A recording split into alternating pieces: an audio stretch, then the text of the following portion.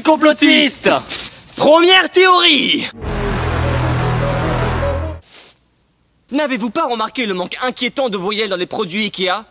Jalberek, Askvoll et Silkeborg vont bientôt perdre à leur tour leurs voyelles. La vérité derrière cela est bien plus glauque et sombre que tout ce que vous pouviez imaginer jusque-là. En effet, Ikea était l'origine d'un grand génocide autour des voyelles. Un grand chercheur venant de Malte ayant récemment reçu le prix de meilleur pâtissier aurait déclaré à ce sujet: Ikea est une figure démoniaque. Il cherche à être craint. Quoi de mieux pour être craint que d'avoir un nom imprononçable? Un ennemi au nom imprononçable, tel le terrifiant Voldemort. Mais comment? Tout est dans le nom. En effet, Ikea est inspiré de la figure iconique du jeu Fire Emblem, Ike. Ike, qui, tout le monde le sait, est allergique aux abricots. Et qu'est-ce qu'allergique aux abricots? Les voyelles! Mais ce qui est encore plus troublant dans cette théorie, c'est que les émissions telles que Motus et Déchiffrer des lettres sont en réalité des cimetières. Les cimetières où sont entreposées les lettres mortes. Lettres mortes, qu'est-ce qu'on voit le plus souvent? Les voyelles. Les voyelles étant tuées par Ikea. Connaissez-vous Émile Louis? Surnommé le boucher de Lyon, il a été condamné à 20 ans de réclusion criminelle pour meurtre, torture et viol d'au moins 8 handicapés. Et est présumé mort le 20 octobre 2013 de vieillesse en prison. Mais c'est un mensonge du gouvernement. Il a en réalité été récupéré et soigné par le NCIS, un groupe filial du FBI qui jugeait ses capacités physiques et mentales absolument hors du commun.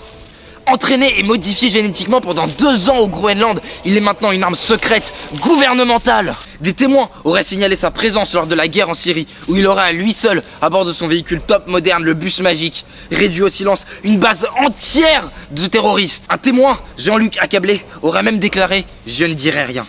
On peut donc en déduire qu'Émile Louis a échappé au gouvernement et est maintenant dans la nature, quelque part.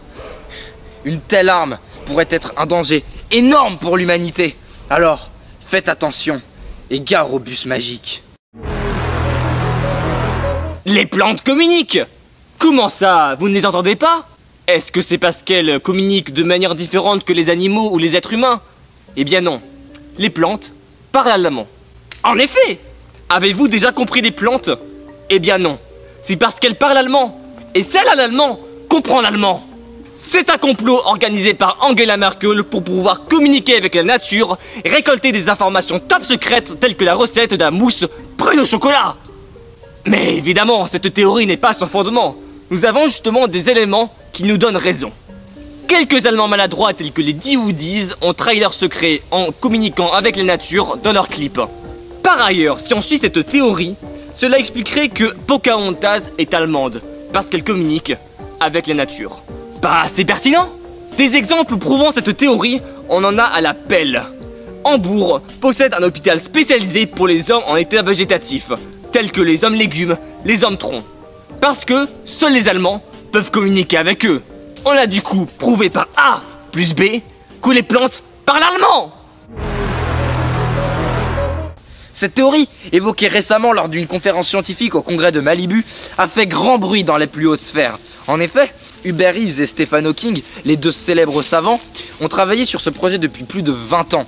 Ils n'avaient cessé d'analyser et de démêler en secret le vrai du faux. Mais finalement, la vérité a éclaté. Stephen Hawking avait écrit, peu avant de mourir, sur un bout de papier qu'il avait caché dans sa housse de couette: il y a des vérités que le monde n'est pas prêt à savoir. Mais tout est vrai. Bien que les documents n'aient pas encore été déclassés, il semblerait effectivement que la Terre soit en réalité la boule au bout d'un bilboquet. Le nombre de suicides a explosé au sein du monde scientifique après cette conférence, prouvant encore une fois que cette théorie est vraie. Mais plus sombre encore, le monde maintenant se pose une unique question. Qui tient le bilboquet? Et que veut-il à l'humanité? Selon cette théorie, je porterai une barbe. Des traces de celle-ci auraient été découvertes il y a 3000 ans de cela, sur des plaques sacrées au cœur du temple de Keratémon de la civilisation sumérienne. Mais c'est vraiment au XVe siècle, lors des croisades, que fut retrouvé un texte écrit par Saint Jean lui-même.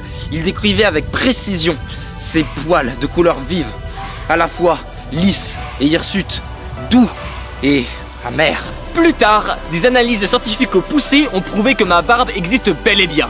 Elle est juste cachée au commun des mortels. Seule une conscience supérieure peut voir ma pilosité faciale. Joule dira même dans un de ses textes: on m'appelle l'OVNI. Pelle. Comme la barbe qui pèle. Grâce à ma barbe, j'influence les cultures et les légendes, et nourris l'art et l'histoire. Vous l'aurez compris, j'ai une grosse barbe. À bientôt dans une prochaine vidéo. Et n'oubliez pas, tout n'est que complot.